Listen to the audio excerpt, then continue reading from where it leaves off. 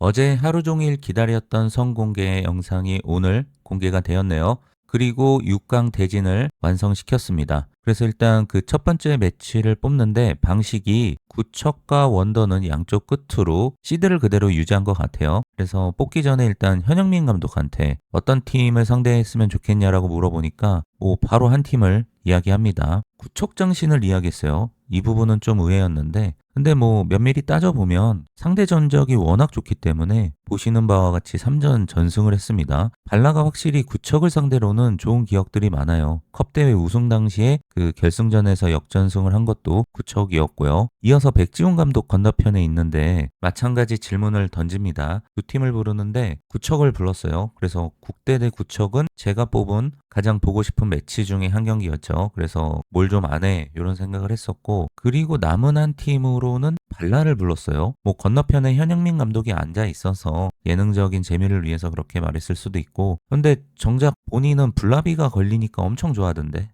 여튼 그렇게 해가지고 뽑게 됐는데 바로 발라가 나왔어요. 현영민 감독이 이야기했듯이 첫 번째 경기를 성사시켰고 그리고 이어서 원더가 저는 이게 대박이었어요. 월클이 걸렸습니다. 제가 뽑은 가장 보고 싶은 매치 중에 하나였죠. 그래서 이렇게 된 것 같아요. 한 경기는 제가 베스트로 생각했던 매치가 이루어졌고 그 자동으로 남은 국대와 블라비의 경기는 제가 좀 심심하다라고 생각했을 그 매치업이 또 한 경기가 만들어졌습니다. 그리고 하나는 제 예상에 전혀 없었던 구척과 발라의 매치가 이렇게 완성이 됨으로써 모든 6강의 경기가 이렇게 정리가 된 것 같습니다. 그런데 저는 이 과정을 밖에서 몰래 엿들으려고 옹기종기 모여있는 선수들 모습 보니까 왜 옛날에 그 교무실 앞에 모여있는 학생들 같은 느낌도 들고 굉장히 그 모습이 아기자기하면서 귀여워 보이더라고요. 그래서 오늘은 이렇게 완성이 된 6강 대진에 각 경기들을 미리 좀 점검해보는 시간을 가져보도록 하겠습니다.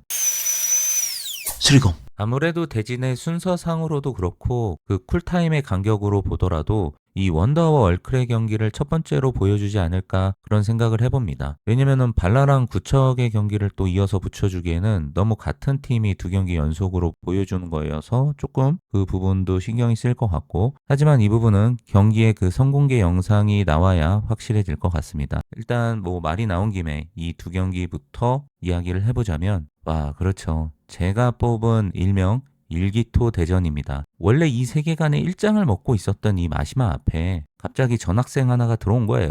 저기 멀리 호주에서 전학생 하나가 왔는데 야 여기서 축구 제일 잘하는 애가 누구냐? 그래도 가장 많은 사람들이 손가락으로 가리킬 사람은 마시마니까. 뭔가 그런 1대1의 경기처럼도 느껴집니다. 그런 삼국지의 각 팀의 일장 장수가 나와서 일기토를 겨루는 그런 느낌이 있어서 제가 그렇게 얘기를 해봤고 근데 이제 아무래도 이 경기의 구체적인 예상으로 들어가 보면 아무래도 원더우먼보다는 현재 전력은 월클이 더 강하게 느껴지는 건 어쩔 수가 없습니다. 우선 골키퍼 부분에서는 그나마 뭔가 비등비등한 느낌을 줍니다. 키썸 대 캐시는 원래 이 세계관에서 계속되는 그 골키퍼 부분의 라이벌이었기 때문에 그래서 이 부분을 판단하기는 어렵겠지만 그 외에 필드 멤버들을 비교해보면 그러니까 이게 제의가 없었을 때 월클도 충분히 원더랑 뭔가 해볼 법한 팀 중에 하나였는데 물론 G리그 때 5대0으로 진 그 아픈 기억은 있지만 그래서 더욱 그 리벤지의 개념으로 월클이 이를 갈고 준비를 할 마당에 이제 제이까지 들어온 거죠. 그러니까 지금 원더뿐만이 아니라 이 월클 앞에 그 어떤 팀을 놓는다고 하더라도 월클 쪽으로 그냥 다 무게가 가요. 그냥 당장에 지금 가장 강력한 우승 후보는 저는 월클이라고 생각을 합니다.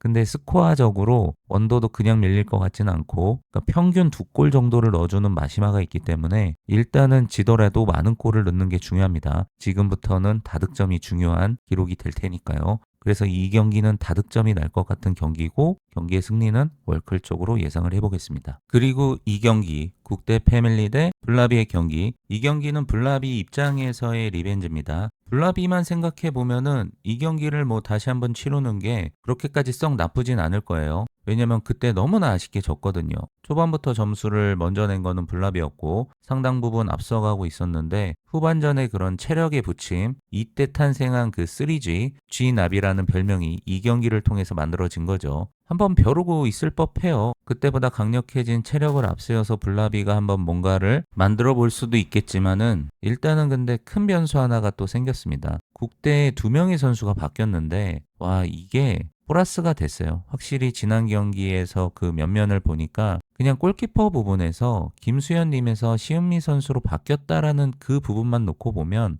뭔가 국대는 업그레이드가 된 부분이 느껴집니다. 물론 황희정 선수의 이탈은 아쉽지만 등가 교환이라고 생각해 보면은 저는 오히려 플러스가 된 느낌이 있어요. 이 경기 역시도 다득점의 경기가 될 것 같고요. 국대의 강력한 우세로 저는 점쳐봅니다. 시은미 선수가 골키퍼를 보고 있는 국대는 너무나 강력해 보입니다. 만약에 화이트박이 또 골키퍼 장갑을 끼고 나온다면 그러면 또 이야기가 달라집니다. 그래서 이 경기에 하나의 변수가 있다면 바로 그 부분이 될 것 같습니다. 그리고 이제 대망의 가장 화제가 될 것 같은 그 경기 발라드림과 구척에 대한 이야기로 넘어가 보도록 하겠습니다. 수리공 6강의 마지막 경기죠. 발라드림 대 구척장신과의 경기.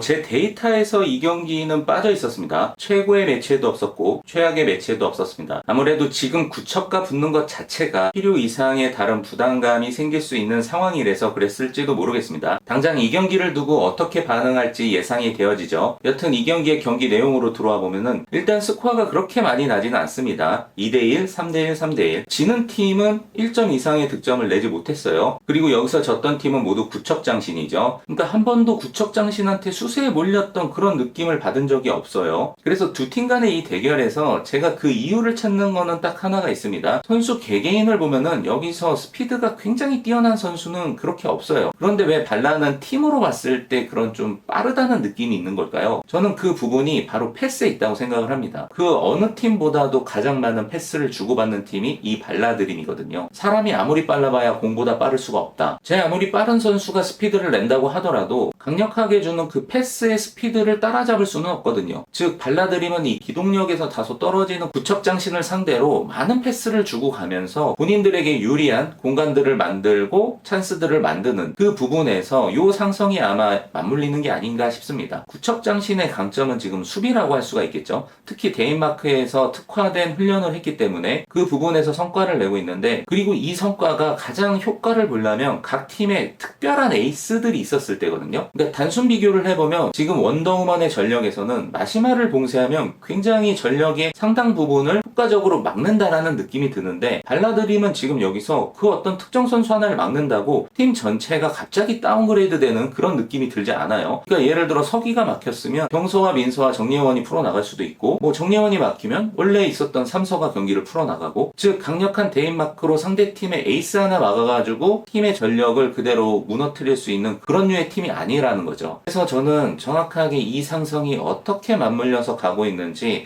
그 한 포인트를 찾는다면 딱 이 부분이지 않을까 그렇게 생각을 해보고, 다만 이제 발라드림도 이 경기가 쉽지 않을 수 있는 이유는 상대 골키퍼가 허경이라는 부분, 앞선 그 두 경기처럼 굉장히 다득점이 나올 것 같은 경기는 아닙니다. 그리고 마찬가지로 그 골키퍼 부분에 대한 변수는 본인 팀 리사죠. 이 직전 경기에서 리사가 보여줬던 그 불안한 모습, 물론 그로부터 어느 정도의 시간이 지난 다음에 이 경기를 치르게 되겠지만 리사 선수가 본인의 원래 컨디션으로 돌아와서 이 경기를 꼭 치러야만 할 겁니다. 이 경기에 그래서 승리는 미세하게나마 발라드림의 우위로 바라보고 있고, 그리고 마음속으로는 간절하게 그 어느 때보다 발라드림이 이기기를 응원하고 있습니다. 자, 이렇게 해서 오늘은 6강 대진의 그 세 경기에 대해서 짤막한 코멘트를 해봤는데, 모르겠습니다. 오늘 중으로 이 경기에 대한 선공개 영상이 또 보여줬으면 좋겠는데, 그러면 그 영상을 보고 또 경기 전에 한 번 더 이야기할 수 있는 텀이 나면 이야기해보도록 하겠습니다. 여튼 저희는 이상 없이 수요일날 저녁 9시에 만나 뵙도록 하죠.